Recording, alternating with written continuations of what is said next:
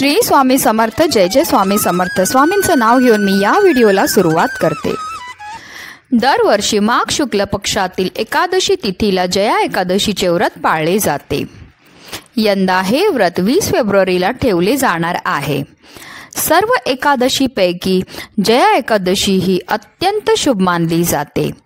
या व्रताचे पालन केल्याने व्यक्ती भूत, पिशाच आणि काळ्या छायाच्या तावडीतून मुक्ती मिळते असं म्हटलं जातं। धार्मिक मान्यतानुसार जी व्यक्ती जया एकादशीचे व्रत भक्तिभावाने पाळते तिला ब्रह्महत्या सारख्या महापापांपासून सुद्धा मुक्तता मिळते आणि त्याचबरोबर श्री हरी विष्णूंची सुद्धा कृपा मिळते आणि त्यामुळे आपल्या जीवनामध्ये सुख समृद्धी टिकून राहते। माघ महिन्याच्या शुक्ल पक्षाची एकादशी तिथी 19 फेब्रुवारी 2024 रोजी सकाळी 8:49 सुरू होईल आणि दुसऱ्या दिवशी म्हणजे 20 फेब्रुवारीला सकाळी 9:55 संपेल। उदय तिथीनुसार मंगळवारी म्हणजे 20 फेब्रुवारी रोजी जया एकादशीचे व्रत ठेवले जाईल।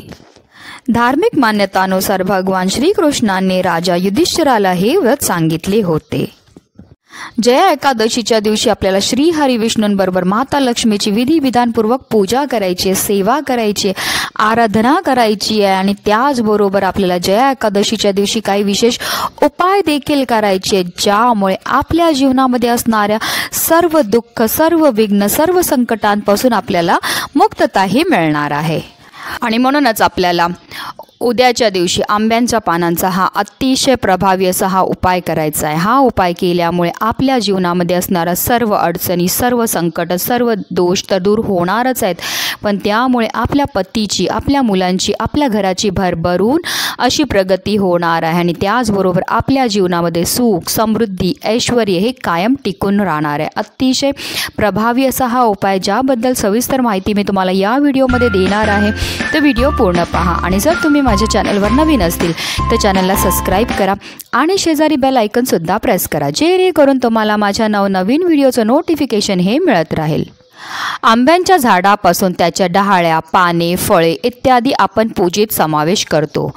5 फळांचा उपयोग मांगलिक कार्यात केला जातो, त्यात आंब्याचे फळ देखील आवर्जून घेतले जाते।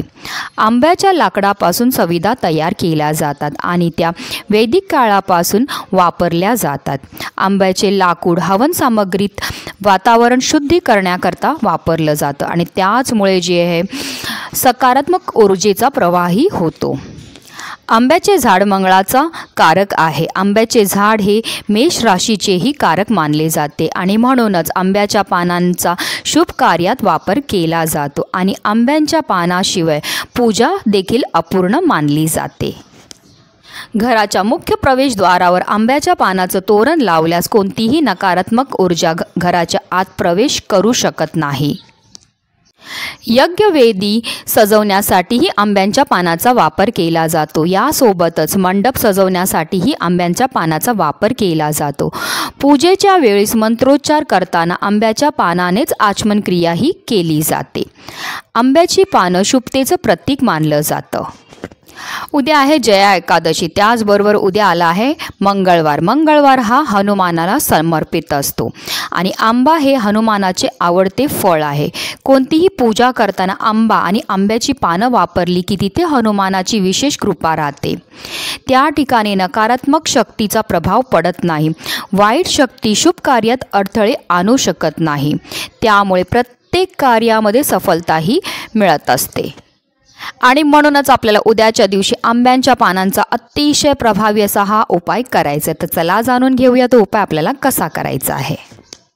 तर उद्या आपल्याला सकाळी ब्रह्ममुहूर्तावर उठायचं आहे। उठल्यानंतर आपल्याला आंघोळ करायची आणि आंघोळ करताना आंघोळीच्या पाण्यामध्ये काही विशेष वस्तू टाकायच्या, त्याबद्दल सुद्धा व्हिडिओ माझ्या चॅनलमध्ये आहे। जर नाही पाहिला असेल तर आवर्जून चॅनलला व्हिजिट करा आणि तो सुद्धा नक्की पहा। आणि स्नान झाल्यानंतर आपल्याला स्वच्छ वस्त्र परिधान करायचे आहेत आणि श्री हरी विष्णूंबरोबर माता लक्ष्मीची सुद्धा आपल्याला विधिविधानपूर्वक पूजाही करायची आहे।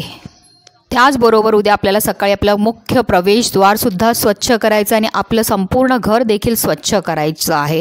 आणि त्यानंतर जे आपल्याला आंब्यांची 11 पानं, 7, 5, 11 तुम्ही ह्या संख्येमध्ये जी आहेत पानं तुमच्या घरी घेऊन येऊ शकतात. तर आपल्याला 11 पानं आंब्यांची घरी घेऊन यायची आहेत. त्यांना स्वच्छ धुवून आणि पुसून घ्यायचं. फक्त जी आंब्याची पानं तुम्ही तुमच्या घरी घेऊन येणार ती व्यवस्थित तुम्हाला पाहून घ्यायची आहेत.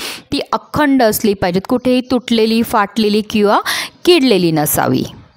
आता ही 11 पानं जी आपण घेऊन आलेली आहेत त्याला स्वच्छ पुसल्यानंतर त्या प्रत्येक पानावर आपल्याला हळदीने एक टिपका हा लावायचा आहे. हळद ही श्रीहरी विष्णूंना अतिशय प्रिय आहे आणि हळदीपासून जर आपण कोणतेही उपाय केले तर त्यामुळे आपला गुरुग्रह तर मजबूत होतो, पण त्याचबरोबर आपल्या जीवनामध्ये असणारं जे दारिद्र्य आहे ते सुद्धा नष्ट होण्यामध्ये मदतही मिळत असते. तर आपल्याला प्रत्येक 11 पानावर जे एक हळदीने टिपका लावायचा आणि ह्या पानांपासून आपल्याला एक तोरण हे तयार करायचं आहे. आणि हे तोरण जे आहे ते आपल्याला सकाळीच आपल्या मुख्य प्रवेशद्वारावर लावायचं आहे. हे तोरण लावल्यामुळे जे आपल्या घरामध्ये कोणत्याही प्रकारची नकारात्मकता आपल्या घरामध्ये शिरू शकत नाही आणि ज्या घरामध्ये आंब्याच्या पानांपासून हा उपाय केला जातो त्या घरावर बजरंगबलीचं तर वरदान असतं, पण त्याचबरोबर आंब्यांच्या पानांना महादेवांनी वरदान दिलं होतं की जो पण आंब्यांची पानं की आंब्यांच्या पानांपासून उपाय करेल त्याच्या घरामध्ये कायम माता लक्ष्मीचा वास हा राहणार आहे. आणि म्हणूनच जे अशा विशेष तिथी असतात त्या दिवशी आपल्याला आवर्जून आपल्या मुख्य प्रवेशद्वारावर आंब्यांचे तोरण हे लावायचं आहे. हा उपाय केल्यामुळे आपल्या जीवनामध्ये सुख, समृद्धी, ऐश्वर हे कायम टिकून राहते. माता लक्ष्मीचा अखंड वास आपल्या घरामध्ये राहतो. त्यामुळे आपल्या घरामध्ये कधीही दारिद्र्य हे येत नाही आणि त्याचमुळे आपल्या घराची, आपल्या मुलांची, आपल्या पतीची भरभरून अशी प्रगती ही होत असते. अतिशय प्रभावी असा हा उपाय आहे जो प्रत्येक जणाने उद्याच्या दिवशी करायचा आहे. आणि म्हणूनच व्हिडिओ जास्तीत जास्त लोकांपर्यंत शेअर करा जेणेकरून प्रत्येकाच्या आयुष्याचं कल्याण हो हीच मनामध्ये इच्छा. श्री स्वामी समर्थ. जय जय स्वामी समर्थ.